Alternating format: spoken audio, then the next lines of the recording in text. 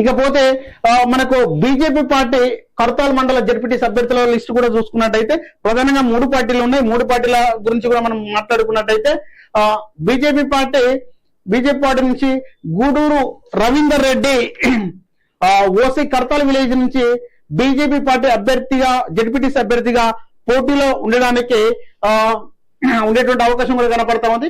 తర్వాత ఇగిరిశెట్టి Veeraiah BC reservation నుంచి కర్కల్ Pahad village నుంచి బీజేపీ పార్టీ జడ్పీటీసీ అభ్యర్థిగా పోటీలో ఉండేటువంటి అవకాశం కూడా కనపడతా ఉంది మనకు.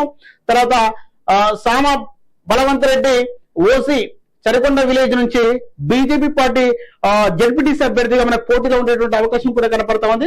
తర్వాత బనావత్ సాయిలాల్ ఎస్టీ రిజర్వేషన్ వస్తే గోవిందాపల్లి విలేజ్ నుంచి బీజేపీ పార్టీ జడ్పీటీసీ అభ్యర్థిగా పోటీలో ఉండేటువంటి అవకాశం కూడా కనపడతా ఉంది మనకు.